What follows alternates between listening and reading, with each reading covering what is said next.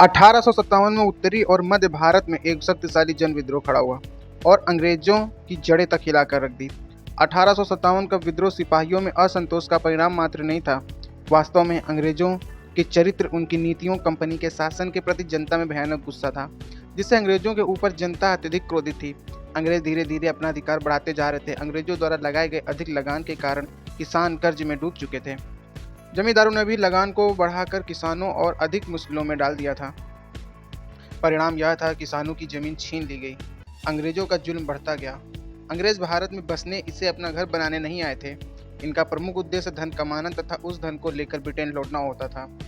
इसलिए भारतीय जनता ने अंग्रेजों को अपना शुभ चिंतक नहीं माना और विद्रोह में शामिल हो जाते थे, जिससे 1838 से 1842 तक अफगान युद्ध हुआ और 1845 से 1849 तक पंजाब में युद्ध हुआ और क्रीमियाई युद्ध 1854 से लेकर के 1856 में अंग्रेजों की बुरी पराजय हुई। समय आगे बढ़ता गया। 1856 में लॉर्ड डलहौजी ने अवध को ब्रिटिश शासन में मिला लिया और अपनी कूटनीतिक जनता पर थोपते गए। डलहौजी के इस काल में कंपनी के सिपाही नाराज हो गए। डलहौजी द्वारा अवध के साथ अन्य राज्यों के अधिग्रहण से देसी रजवाड़े के शासकों में खलबली मचा दी। राज्य हड़पने की यह नीति नाना साहब और झांसी की रानी तथा बहादुर शाह जैसे अनेक शासकों अंग्रेजों के कट्टर दुश्मन बन बैठे। नाना साहब आखिरी पेशवा बाजीराव के दत्तक पुत्र थे। अंग्रेज जो पेंशन बाजीराव द्वितीय को दे रहे थे, वो नाना साहब को देने से इनकार कर दिया और अपनी पैतृक राजधानी कानपुर से कानपुर भेज दिया। इसी तरीके से झांसी को हड़पने के उद्देश्य से अंग्रेजों ने झांसी की रानी का गुस्सा भड़काया। रानी लक्ष्मीबाई की इच्छा थी कि उनके स्वर्गीय पति के सिंहासन पर उनका दत्तक पुत्र राजा बने। उधर केनिंग ने 1856 में घोषणा की, बहादुर शाह की मृत्यु के बाद उनकी सिंहासन की पदवी छीन ली जाएगी। अंग्रेजों का जुल्म चरम सीमा तक पहुंच जा रहा था। अंग्रेज जो भारतीय सिपाही कंपनी में अपनी सेवा दे रहे थे, वो भी अंग्रेजों का दंश झेल रहे थे, जिससे वह आहत होकर 1857 में विद्रोह करने में आमादा हो गए। 1856 में अंग्रेजों ने कानून बनाया, जिसके अनुसार हर नए भर्ती होने वाले सिपाहियों को आवश्यकता होने पर समुद्र पार जाकर सेवा देने की सहमति देनी पड़ती थी, जिससे सिपाहियों की भावनाओं को काफी ठेस पहुंची, क्योंकि उनके अनुसार समुद्र यात्रा करना एक पाप जैसा था। सिपाहियों के असंतोष के पीछे एक लंबा इतिहास रहा है। बंगाल में बहुत पहले 1764 में ही एक सिपाही विद्रोह घटित हो चुका था। अधिकारियों ने 30 सिपाहियों को तोपों के मुंह पर बांधकर उड़ा दिया था और इस प्रकार विद्रोह को दबा दिया गया था।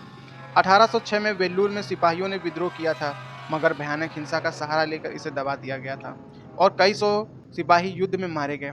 1824 में बैरकपुर में सिपाहियों की 47वीं रेजिमेंट के समुद्री रास्ते से बर्मा जाने से इनकार करने पर रेजिमेंट तोड़ दी थी। उनके निहत्थे सिपाहियों पर तोपखाने ने गोले बरसाए थे और सिपाहियों के नेताओं को फांसी दे दी गई थी। 1844 में वेतन और भत्ता के सवाल पर 7 बटालियनों ने विद्रोह किया। इस तरह अफगान युद्ध से कुछ ही पहले अफगानिस्तान में तैनात सिपाही विद्रोह करने वाले ही थे। सेना में व्याप्त असंतोष को समाप्त करने के लिए एक मुसलमान और एक हिंदू सूबेदार को गोली मार दी गई थी। सिपाहियों में असंतोष इस कदर व्यापक हो चुका था कि 1858 में बंगाल के लेफ्टिनेंट गवर्नर फ्रेडरिक हैलिडे को कहना पड़ा था कि बंगाल की फौज कमोबेश भागी और हमेशा विद्रोह के लिए तैयार थी और तय है कि कभी न कभी अगर संयोगवश उत्तेजना का अवसर मिले तो यह विद्रोह कर बैठती। 1857 तक विद्रोह के लिए अस्त्र शस्त्र जमा हो चुका था। चर्बी मिले कारतूसों की घटना ने सिपाहियों के विद्रोह पर उतर आने पर साधारण जनता भी उठ खड़ी हुई। नए इनफील्ड राइफल का प्रयोग सिपाहियों ने सबसे पहले किया। इनके कारतूसों में चर्बी सने कागज का खोल चढ़ा हुआ होता था और कारतूसों को राइफल में भरने से पहले उसके सिर को दांतों से काटना पड़ता था। इस खोल में गाय और सुअर की चर्बी का इस्तेमाल किया गया था। इससे हिंदू और मुसलमान सिपाही आग बबूला हो गए। उन्हें लगा कि चर्बीदार कारतूसों का प्रयोग करके धर्म को नष्ट कर देगा। सिपाहियों को विश्वास था कि अंग्रेज उनके धर्म को नष्ट करके उन्हें ईसाई बनाने का प्रयत्न कर रही है। अब बगावत का वक्त आ चुका था। विद्रोह का आरंभ 10 मई 1857 को मेरठ से शुरू हुआ और फिर तेजी से फैलता हुआ उत्तर भारत में फैल गया और जल्द ही उत्तर में पंजाब से लेकर दक्षिण में नर्मदा तक, पूर्व में बिहार से लेकर पश्चिम में राजस्थान तक एक विस्तृत भूभाग इसकी चपेट में आ गया। मेरठ में विद्रोह के शुरू होने से पहले ही मंगल पांडे शहीद हो चुके थे। मंगल पांडे एक नौजवान सिपाही थे जिनको अकेले विद्रोह करने का साहस था। अंग्रेज अधिकारियों पर हमला करने के जुर्म में उन्हें फांसी दे दी गई। उन दिन था 29 मार्च 1857 का। फिर इसके बाद मेरठ में विस्फोट हुआ। देसी घुड़सवार सैनिकों के लोगों ने चर्बीदार कारतूस लेने से इनकार कर दिया। जिसमें अंग्रेजों ने सिपाहियों के बर्खास्त करके जंजीरों से जकड़ लिया और बुरी तरह से शारीरिक यातनाएं दी। इससे आहत होकर मेरठ में तैनात भारतीय सिपाहियों में एक आम विद्रोह भड़क उठा। अगले ही दिन 10 मई 1857 को अपने कैदी साथियों को छुड़ा लिया और अपने कुछ अधिकारियों को मार डाला और एक बहुत ही बड़े विद्रोह का बिगुल बज चुका था। सूर्यास्त के बाद दिल्ली की ओर चल पड़े और वहां की पैदल सेना उनके साथ मिल गई और शहर को घेर लिया। बाकी सिपाहियों ने बूढ़े और शक्तिहीन बहादुर शाह जफर को भारत का सम्राट घोषित कर दिया। सिपाहियों के कहने पर बहादुर शाह जफर ने भारत के सभी राजाओं और सरदारों को पत्र लिखा कि अंग्रेजों से लड़ने के लिए एक महासंधि स्थापित करें। जल्द ही बंगाल की पूरी सेना विद्रोह में शामिल हो गई। जल्द ही इंदौर के अनेक फौजी विद्रोही करके सिपाहियों से आ मिले।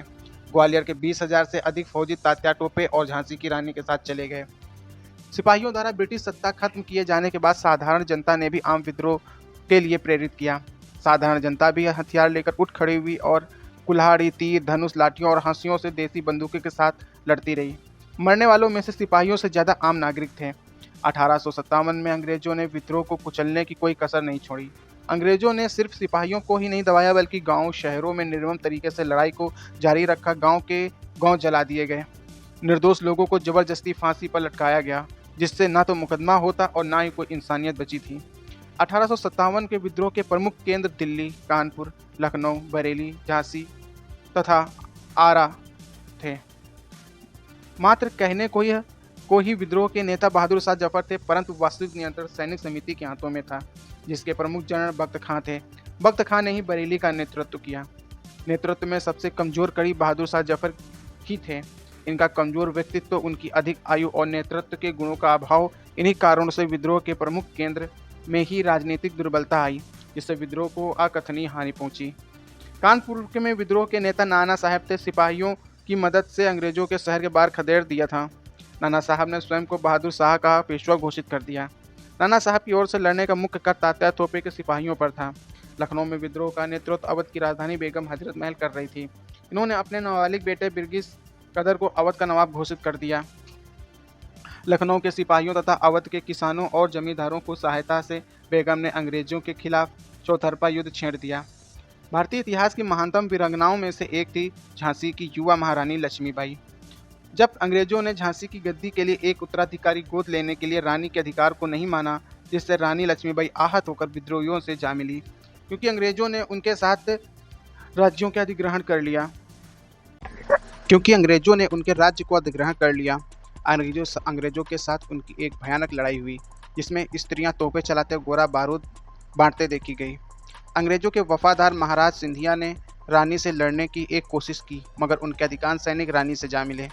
सिंधिया ने आगरा जाकर अंग्रेजों की शरण ली। रानी लक्ष्मीबाई एक बहादुर सिपाही के वेश में एक घोड़े पर सवार होकर लड़ते हुए 17 जून 1858 को वीर गति को प्राप्त हुई। उनके साथ एक मुस्लिम लड़की भी शहीद हुई थी, जो उनके बचपन की साथी थी। बिहार में विद्रोह के प्रमुख नेता कुंवर सिंह थे, जो आरा के जगदीशपुर में के तबाह जमींदार और असंतुष्ट जमींदार थे। कुंवर सिंह लगभग 80 वर्ष के होते हुए भी वे सैनिकों का भरपूर गर्मजोशी से नेतृत्व किया। ग्रामीण जनता के हमलों का खास निशाना सूदखोर थे, इसलिए वे स्वाभाविक तौर पर विद्रोह के शस्त्र थे, लेकिन धीरे धीरे व्यापारी भी इसके शस्त्र बन गए। युद्ध का खर्च जुटाने के लिए विद्रोहियों को उन पर भारी कर लगाने पड़े। सेना को भोजन देने के लिए उनके अनाज गोदामों पर कब्जा करना पड़ा था। व्यापारी अपनी दौलत का माल छिपा देते थे तथा विद्रोहियों को मुफ्त में सामान देने से मना कर देते थे।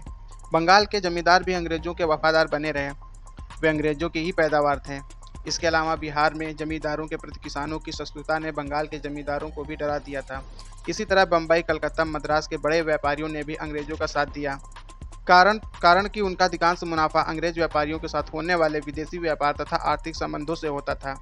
आधुनिक शिक्षा प्राप्त भारतीयों ने भी विद्रोह का साथ नहीं दिया। विद्रोही जिस प्रकार अंधविश्वासों का उपयोग करते थे या प्रगतिशील सामाजिक उपायों का विरोध करते थे, उससे यह भारतीय बिदक कर दूर हो गए।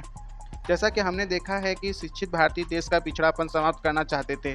उनके मन में यह गलत विश्वास भरा था कि अंग्रेज आधुनिकीकरण का ये काम पूरा करने में उसकी सहायता करेंगे, जबकि जमींदारों, पुराने शासकों और सरदारों तथा दूसरे सामंती तत्वों के नेतृत्व में लड़ने वाले विद्रोही देश के पीछे ले जाएंगे। कुछ समय बाद ही शिक्षित भारतीयों ने अपने अनुभवों से जाना कि विदेशी शासन देश का आधुनिकीकरण करने में न सिर्फ असमर्थ साबित हुआ, बल्कि उसे गरीब और पिछड़ा बनाए रखा। इस मामले में 1857 की क्रांतिकारी दूसरी और अधिक दूरदर्शी सिद्ध हुई। उन्हें विदेशी शासन की बुराइयां तथा उसमें मुक्ति पाने की आवश्यकता की कहीं बेहतर और सहज समझ हासिल थी। दूसरी ओर शिक्षित लोगों की तरह ही उन्होंने यह बात नहीं समझी कि देश विदेशियों के चंगुल में ठीक इसलिए फंसा पड़ा कि वह सड़े गले रीति रिवाजों, परंपरा और संस्थाओं से चिपका हुआ था। वे ये समझ सकने में असफल रहे कि देश की मुक्ति पुरानी सामंती राजतंत्र की ओर पलटने से नहीं, बल्कि आगे बढ़कर एक आधुनिक समाज, आधुनिक अर्थव्यवस्था, वैज्ञानिक शिक्षा तथा आधुनिक राजनीतिक संस्थाओं को गले लगाने से ही संभव थी। कुछ भी हो, यह नहीं कहा जा सकता कि शिक्षित भारतीय राष्ट्रद्रोही या विदेशी शासक के भक्त थे। जैसा कि 1858 के बाद ही घटनाओं के खिलाफ एक शक्तिशाली आधुनिक आंदोलन का नेतृत्व उन्हें संभाल लिया।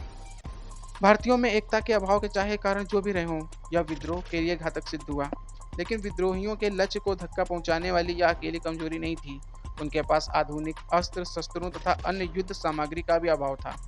अधिकांश जो भालों और तलवारों जैसे पुराने हथियारों से ही लड़ रहे थे। उनका संगठन भी ठीक नहीं था। सिपाही बहादुर तथा स्वार्थ रहित थे, मगर उन्हें अनुशासन की कमी थी। कभी कभी तो वे अनुशासित सेना की बजाय दंगाई भीड़ की तरह व्यवहार करते। विद्रोही इकाइयों के पास सैनिक कार्रवाई की साजी योजनाओं, अधिकांश संपन्न प्रमुखों या केंद्रीकृत नेतृत्व का भी अभाव था। देश के विभिन्न भागों में हो रहे विद्रोहों के बीच तालमेल नहीं था। विदेशी शासन के प्रति एक साझी घृणा को छोड़कर और कोई संबंध सूत्र नेताओं के बीच नहीं था। किसी क्षेत्र विशेष में से ब्रिटिश सत्ता को उखाड़ फेंकने के बाद उन्हें पता भी नहीं होता था कि उनकी जगह किस प्रकार की राजनीतिक सत्ता संस्थाएं स्थापित की जाएं। वे एक दूसरे के प्रति संकित और ईर्ष्याग्रस्त थे, अक्सर आत्मघाती झगड़ों में उलझे पड़ते थे। इसी तरह किसान माल गुजारी के दस्तावेज तथा सूदखोरों के बही खातों को नष्ट करता तथा नए जमींदारों को खदेड़ चुकने के बाद समझ नहीं पाते थे कि आगे क्या करें, इसलिए निष्क्रिय हो जाते थे। वास्तव में विद्रोह की कमजोर व्यक्तियों की कमियों ने कभी अधिक गहराई से निहित थी। इस आंदोलन को भारत के गुलाम बनाने वाले औपनिवेशवाद की या आधुनिक विश्व की और खास समझ नहीं थी। इनके पास एक सुसंगत विचारधारा, राजनीतिक और भावी और अर्थव्यवस्था के प्रति एक स्पष्ट दृष्टिकोण का अभाव था। विद्रोह सत्ता पर अधिकार के बाद लागू किए जाने वाले किसी सामाजिक विकल्प से रहित था। अंत में ब्रिटिश साम्राज्यवाद, जिनके पास एक विकास पूंजीवादी अर्थव्यवस्था थी, जो दुनिया भर में शक्ति के शिखर बैठा था, जिसे अधिकांश भारतीय शासकों और सरदारों का सहयोग प्राप्त था, सैनिक दृष्टि से विद्रोहियों से अधिक शक्तिशाली सिद्ध हुआ। ब्रिटिश सरकार ने देश में भयानक संख्या में सेना, धन तथा अस्त्र शस्त्रों को झोंक दिया। हालांकि खुद अपने इस दमन के लिए भारतीयों को बाद में पूरी कीमत चुकानी पड़ी। विद्रोह कुचल दिया गया। मात्र साहस एक ऐसे शक्तिशाली तथा दृढ़ शत्रु के आगे नहीं ठहर सका, जिसका हर कदम सुनियोजित था। विद्रोहियों को बहुत पहले ही भारी धक्का तब लगा जब अंग्रेजों ने एक लंबे तथा भयानक युद्ध के बाद 20 सितंबर 1857 को दिल्ली पर दोबारा कब्जा कर लिया। बूढ़े सम्राट बहादुर साहब बंदी बना लिए गए। उनके राजकुमार पकड़कर वहीं मार डाले गए। सम्राट पर मुकदमा चला दिया गया। उन्हें निर्वासित कर रंगून भेज दिया गया। वह अपनी किस्मत पर आंसू बहाते हुए उन्हें उनकी जन्मभूमि से बहुत दूर कर दिया गया था। वे 1862 में स्वर्गवासी हुए। इस तरह महान मुगल वंश आखिरकार पूरी तरह समाप्त हो गया। बहादुर शाह जफर को बंदी बना लिए जाने के बाद में उनके राजकुमार को पकड़कर अंग्रेजों ने लाइन में खड़ा करके उनके बच्चों को वहीं पर गोलियों से मार दिया था। दिल्ली के पतन के साथ विद्रोह का केंद्र बिंदु नष्ट हो गया। विद्रोह के दूसरे नेता बहादुरी से यह आसमान युद्ध लड़ते रहे, मगर अंग्रेजों ने उनके खिलाफ एक शक्तिशाली हमला केंद्रित कर दिया था। जॉन लॉरेंस, आउट्रम, हैवलॉक, नील कैंपबेल और ह्यूरोज कुछ ऐसे ब्रिटिश कमांडर थे जिन्होंने इस युद्ध में सैनिक की ख्याति प्राप्त थी। विद्रोह के सभी महान नेता एक के बाद एक होते रहे। नाना साहब की कानपुर में हार हुई। अंत तक हार न मानकर तथा आत्मसमर्पण करने से इनकार करके वे 1859 के आरंभ में नेपाल की ओर चले गए, जिसके बाद उनका कोई पता नहीं चला। तात्या टोपे मध्य भारत के जंगलों में जा छिपे और वहीं से एक भयानक शानदार छापामार युद्ध चलाते रहे, जब तक कि अप्रैल 1859 में सोते समय एक जमींदार दोस्त की गद्दारी के कारण पकड़े नहीं गए। जल्दी उन पर मुकदमा चलाकर उन्हें 15 अप्रैल 1859 में मौत की सजा दे दी गई। झांसी की रानी पहले ही 17 जून 1858 को युद्ध भूमि में लड़ते हुए शहीद हो चुकी थी। 1859 तक कुंवर सिंह बख्त खान, बरेली के खान बहादुर खान, नाना साहब के भाई राव साहब और मौलवी अहमदुल्ला सभी स्वर्गवासी हो चुके थे, जबकि अवध की बेगम हजरत महल मजबूर होकर नेपाल जा छिपी। 1859 के अंत तक भारत पर ब्रिटिश सत्ता पूरी तरह पुनर्स्थापित हो चुकी थी, परंतु विद्रोह व्यर्थ नहीं गया। यह हमारे इतिहास का एक शानदार पड़ाव है। यह पुराने ढंग के भारत को तथा नए परंपरागत नेतृत्व को बचाने का एक हताशापूर्ण प्रयास तो था ही, परंतु यह ब्रिटिश साम्राज्यवाद से मुक्ति के लिए भारतीय जनता का पहला महासंघर्ष भी था। इससे एक आधुनिक राष्ट्रीय आंदोलन के विश्वास का आधार तैयार किया था। 1857 के वीरतापूर्वक तथा देशभक्तिपूर्ण विद्रोह तथा उससे पहले के अनेक विद्रोहों ने भारतीय जनता के मन पर एक अमिट छाप छोड़ी। उन्होंने ब्रिटिश शासन के प्रतिरोध की शानदार परंपराएं कायम की। आगे के स्वाधीनता संग्राम में भारतीय जनता की प्रेरणा का एक अक्षुण्ण स्रोत प्रदान किया। इस विद्रोह के वीरों की गाथाएं जल्द ही घर घर में गूंजने लगी, भले ही उनके नामों के उच्चारण मात्र से शासक बौखलाते रहे हों। 1857 के विद्रोह ने भारत में ब्रिटिश प्रशासन को गहरा धक्का दिया, उनका पुनर्गठन अनिवार्य बना दिया। विद्रोह के बाद दशकों में भारतीय सरकार के ढांचे और नीतियों में महत्वपूर्ण परिवर्तन हुए, लेकिन भारतीय अर्थव्यवस्था और सरकार के परिवर्तन के लिए भारत में उपनिवेशवाद के एक नए चरण का आरंभ अधिक महत्वपूर्ण था। अतः अंत में यह कड़ी इसलिए अच्छी निकल के आती है क्योंकि विद्रोह के सबसे महान वीर सिपाही ही थे। इनमें से अनेकों ने युद्ध में अद्भुत साहस का परिचय दिया। हजारों सैनिकों ने निस्वार्थ भाव से अपने प्राणों को त्याग कर दिया। सबसे बड़ी बात यह है कि इन सैनिकों का दृढ़ निश्चय तथा बलिदान ही था जिसने अंग्रेजों को भारत से लगभग खदेड़ ही दिया था। इस देशभक्तिपूर्ण संघर्ष में इन्होंने अपने मन में गहरे बैठे धार्मिक पूर्वाग्रहों की भी कुर्बानी दे दी। उन्होंने विद्रोह तो किया था चर्बीदार कारतूसों के सवाल पर, मगर घृणित विदेशियों को बाहर भगाने की धुन में वे लड़ाइयों में जमकर इन्हीं चर्बीदार कारतूसों का प्रयोग करते रहे। सलूट है हमारे उस महान सिपाहियों पर जो उन्होंने प्रथम स्वतंत्रता संग्राम के लिए अद्भुत कुर्बानियां दे दी। अगर वीडियो अच्छी लगी हो तो कृपया लाइक करें और सब्सक्राइब करें। धन्यवाद।